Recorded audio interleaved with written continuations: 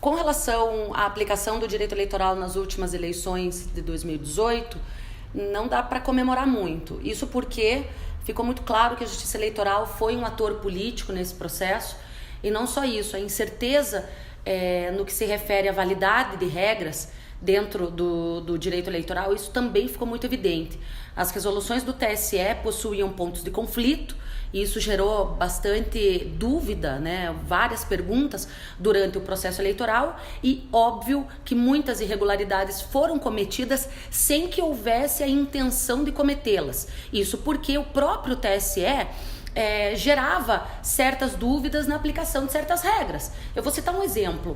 O uso de camisetas no dia da votação se tornou, no final, uma polêmica, porque a regra que continha na resolução do TSE referente ao dia das eleições não permitia o uso da camiseta.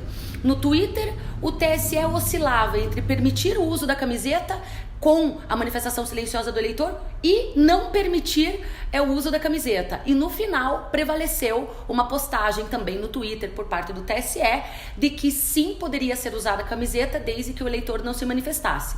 Isso já era aplicado nas outras eleições, porém nessas, essa dúvida foi tão grande que, inclusive, caso não fosse permitido o uso da camiseta, isso poderia ser um delito eleitoral por parte do eleitor. Então veja que gravidade é essa questão.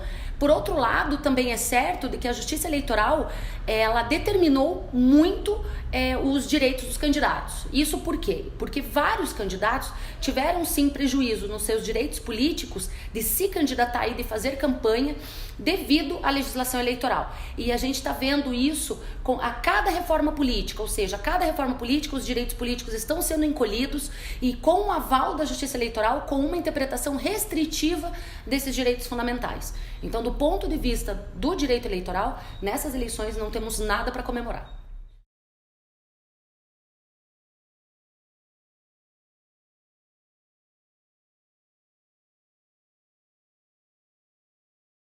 Eu vou analisar primeiro com base nas fake news que inundaram esse processo eleitoral. Não é um fenômeno só brasileiro, é um fenômeno mundial e infelizmente as fake news têm muito campo de atuação atualmente na sociedade brasileira.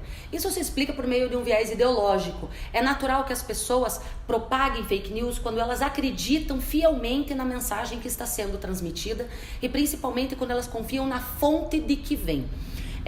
A inclusão digital que a gente diz, ela não é lá muito profunda. Isso porque grande parte das pessoas que possuem acesso à internet usam basicamente redes sociais, mas não se aprofundam em outros campos da internet, como por exemplo poderia ser numa verificação de uma fake news.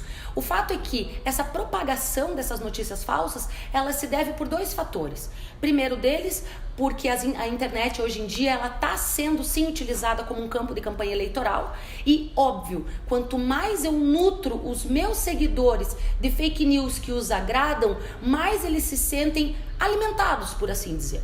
E ainda, quando eles verificam que a fonte dessa notícia falsa ela é confiável aos olhos deles, isso ainda se intensifica.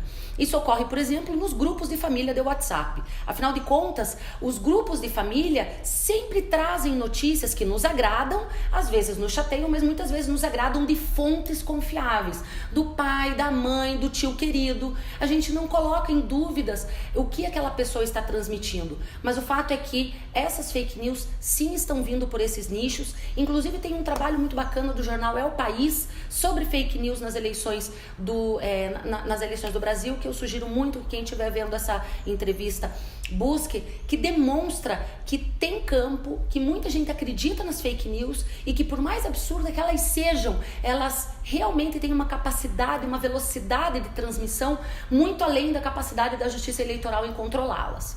Dito isso, no que se refere a essas manifestações bastante polêmicas de focalizar armas durante o ato de votar, etc., eu vejo isso com preocupação, mas eu realmente tento separar o que é realmente uma manifestação eleitoral, e isso não é uma manifestação eleitoral, isso pode inclusive tangenciar um pouco de intimidação eleitoral, por assim dizer, e por outro lado, também pode ser uma manifestação desse momento da sociedade, que realmente é um momento muito complexo.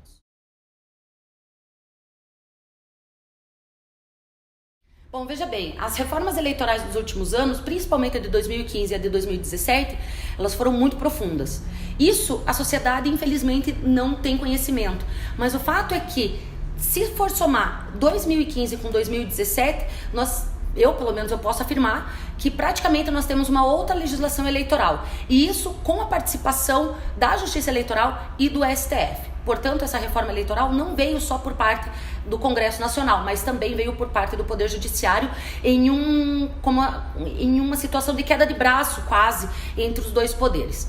Bom, nesse sentido, também é importante salientar de que a reforma política de 2017, ela foi terminada, ela foi finalizada dentro do gabinete do ex-presidente Michel Temer.